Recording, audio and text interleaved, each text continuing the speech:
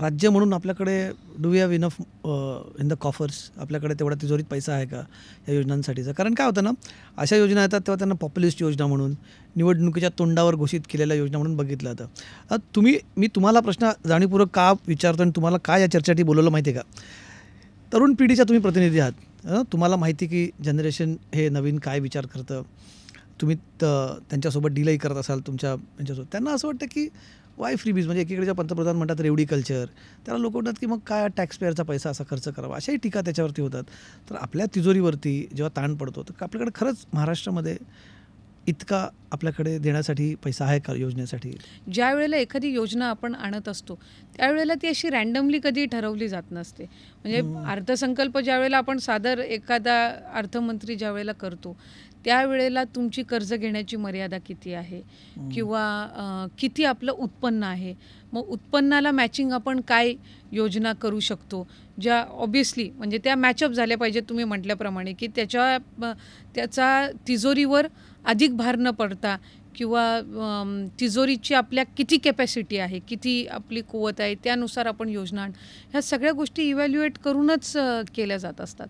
ज्या वेळेला आम्ही ही योजना प्रस्तावित केली, जसं मी म्हटलं की योजना जरी जून महिन्यामध्ये आलेली असेल, we were working for it from last 4-5 months.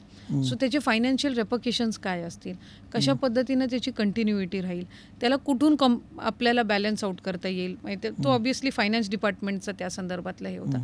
या सगळ्या गोष्टींचा विचार करून उत्पन्नाचा आणि तुम्ही मांडणाऱ्या बजेटचा, ह्या दोन्ही गोष्टींचं ज्या वेळेला बॅलन्स केलं जातं त्याच वेळेला तर आपण बजेट मांडत असतो. त्याच्यामुळे तर ह्या सगळ्या गोष्टीचा विचार करून ह्या योजना आणली. मला एक दुसऱ्या गंभीर मुद्द्याकडे आणायचं आहे. काय झालं, ही योजना सुरू आहे, त्या योजनेचा बज आहे, याच्यामध्ये घटना घडते महाराष्ट्रामध्ये. बदलापूरची घटना घडते, 2 चिमुरड्या मुलींवरती अत्याचार केला जातो आणि अनेक घटना त्या निमित्ताने पुन्हा एकदा उजेडात येतात.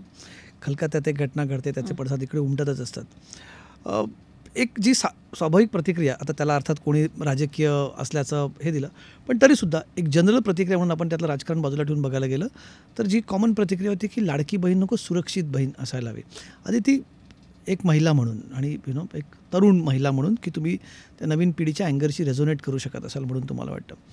How do you look at it? तुम्ही या गोष्टीकडे कसं बघता की हा एक फिलिंग आहे की आम्हाला 1,500 रुपयाची मदतपेक्षा आम्हाला सुरक्षा जास्त महत्त्वाची आहे? काय सुरक्षता हा मुद्दा आहे, इतर राज्यांसारखा आपल्याही राज्यामध्ये आहे.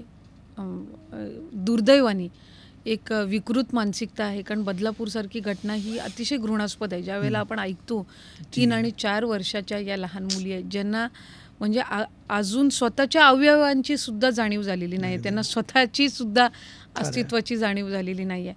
अशा मुलींसोबत किंवा मुलांसोबत ज्या वेळेला अशा पद्धतीच्या घटना घडतात त्यावेळेला एक व्यक्ती म्हणून आपल्याला सुद्धा कुठंतरी म्हणजे एक अनफॉर्च्युनेट वाटतं की आपण अशा सोसायटीमध्ये आजही म्हणजे असे विकृत मानसिकतेची लोक असतात की जे लहान मुलांसोबत काय कुठल्याही महिलेसोबत पण अशा पद्धतीचा विचार करत असतात.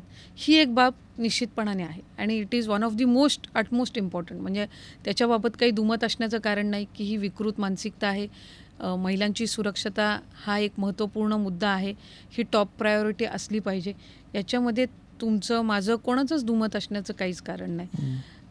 घटना किती घडोत, एखादी घडोत किंवा ती अधिक घडोत, ती घडणं हेच दुर्दैवी आहे. हा एक भाग झाला. योजना ज्या आपण करत असतो त्याच्यातला एक स्वतंत्र भाग झाला.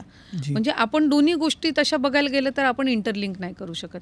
एक आहे ती महिलांना आर्थिकरित्या सक्षम करण्याच्या दृष्टिकोनातून आहे आणि एक जी आहे ती महिलांना कुठेतरी सुरक्षित ठेवून त्यांना स्वाभिमानाने मनमोकळ्या पद्धतीनं समाजामध्ये वावरण्याच्या दृष्टिकोनातून वातावरण तयार करणं किंवा या सगळ्या बाबींच्या संदर्भात आहे.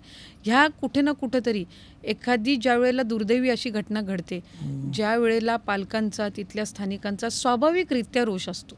म्हणजे त्याच्यामध्ये काही हे असण्याचं कारण नाही, कारण आपण आपल्याला ऐकल्यानंतरच आहे ना आपल्या डोक्यात पहिलं काय येतं की अरे आपलं कोणासोबत झालं तर काय, रँडमली येऊन जातं. म्हणजे त्याच्यामध्ये काही नाही. म्हणजे मी ज्या वेळेला कोलकाताच्या घटनेच्या संदर्भामध्ये ऐकलं, माझ्या घरामध्ये माझी आई माझ्या बाजूला बसली होती. तिला स्वतःला एक मुलगी आहे, तर ती ऑब्व्हियसली त्या गोष्टीला कनेक्ट करते की अरे माझी पण एक मुलगी आहे. ती ती ऑटो कनेक्ट होऊन जातं. म्हणजे त्याच्यामध्ये असं काही हे नसतं की ते कोणाच्या मुलीसोबत झालंय, अरे आपली पण एक मुलगी आहे. ही ह्युमन सायकोलॉजी आणि ते होऊन जात असतं. त्यामुळे ही एक गोष्ट आहे की ही विकृत मानसिकता कुठंतरी थांबणं, बंद होणं, ह्या सगळ्यासाठी कुठे ना कुठेतरी कायद्याची भीती किंवा ह्या सगळ्या गोष्टी आपल्याला अधिक प्रभावीपणे करणं ही गरज एक तरुण लोकप्रतिनिधी म्हणून वाटते. योजना ज्या तुमच्या असतात ह्या कुठेतरी तुमच्या सोसायटीला अपलिफ्ट करण्यासाठी असतात. पण मग हा प्रश्न जसा म्हटलं की मग निवडणुकीच्या तोंडावरती का असा अनेकांनी प्रश्न विचारला की कारण तुम्ही बघा कार्यक्रमाच्या लॉन्चमध्ये तुम्ही तिथे होतात पुण्याच्या बालेवाडीच्या कार्यक्रमात, तर तिथेही म्हटलं गेलं की आम्हाला अजून ताकद द्या, आम्ही अजून संख्या वाढवू.